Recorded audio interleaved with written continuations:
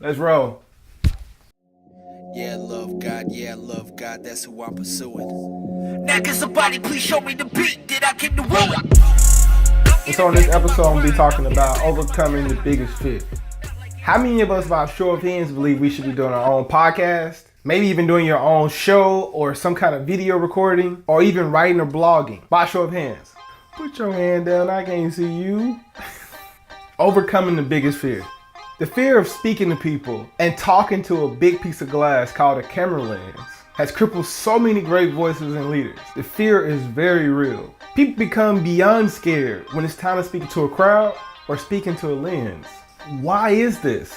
I mean, listen, I get legitimately nervous every time I speak in front of a crowd or when I speak to this camera lens myself. And I don't think it's because it's one of those things of, I'm scared to say certain things or anything like that. I just think it's legitimately something that is built up inside of us. I was listening to one of my ministers at church and he said something so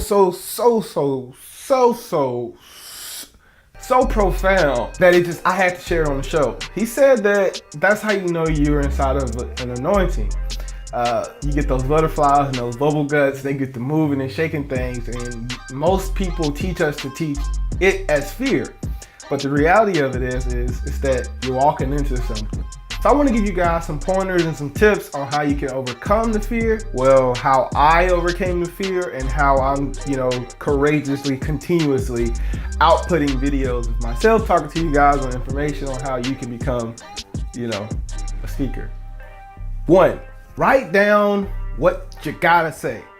The first way of doing this, man, is really just completely writing down everything. Write everything down to a T. I'm talking about I'm talking about everything down to a T, man. And you learn it and read it. And it's a script. Just treat it like a script and you read over it. Time and repetition will allow you to be more flexible. Time makes you comfortable. Repetition in this case means repeating the same steps over and over. Maybe even coming up with a formation of how you want to do it. Like with Shameless Persistence, the show, we have the beginning where I talk about things that help you. We have a segment where I talk about the Bible. We have a segment where I'll bring guests on. We have so many different segments that it's continuously going to be flowing in this way for the eternity of the show until you guys say, hey, we don't like that format, and then we switch it and do something different. But that's the point, the repetition of it, and that's what's gotten me comfortable in creating this show.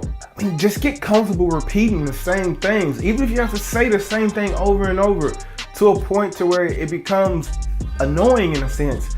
It gets you comfortable and it puts that camera lens, the one I'm looking at right now, in a perspective. It makes it not so controlling and demanding. Eventually you'll start having just bullet points or topics, just kind of like what I have to do, not so much. But usually it helps my flow better. And sometimes I can just get on here and talk, but I'm trying to tell you something.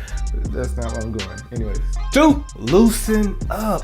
Jeez, guys. By golly, if I have to tell somebody else, because trust me, I've talked to a lot of people, just be natural, relax, man, be who you are. The camera knows who you really are. And trust me, you're gonna know who you really are when you have to sit back and watch it. So, just be loose, man. Loosen up, man. The things that I would do is I listen to music. Music usually gets me in the right mindset. Read a book even. The goal of here is to really just distract your mind. Don't want your mind running in circles and, having you doing all kinds of loops. So just distract your mind and it'll come natural. Trust me. I like singing out loud.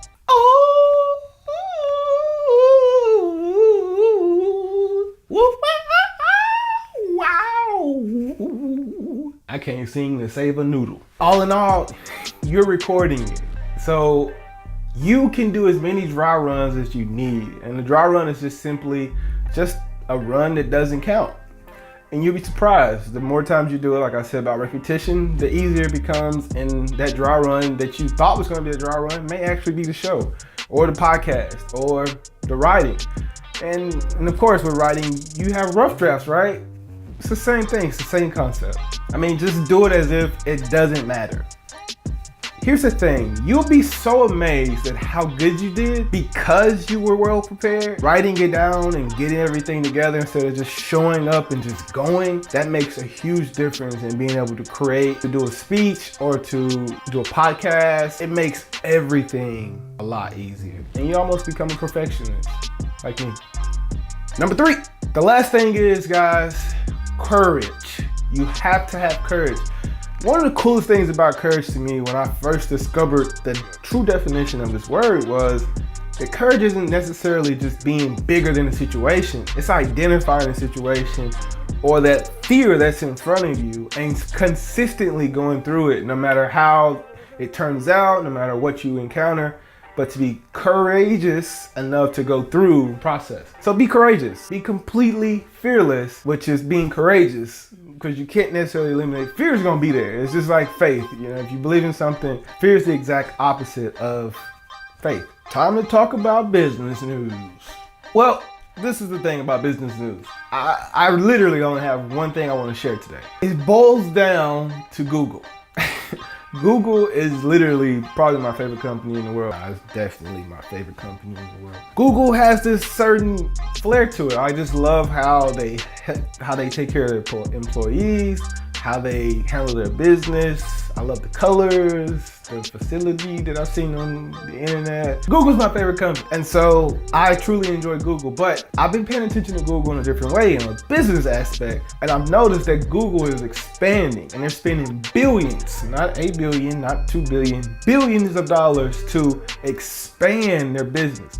They've even spent $1 billion here recently in New York to expand their New York office, where they're gonna have like 7,000 plus jobs been offered in the next 4 or 5 years, I think, something like that. And they've also expanded their business in Silicon Valley, buying parking space, renovating some new space. Like, it's pretty dope, when you think about it. Along with Amazon and Walmart and a few other top companies, Google really is one of my favorite companies, and probably is my favorite company.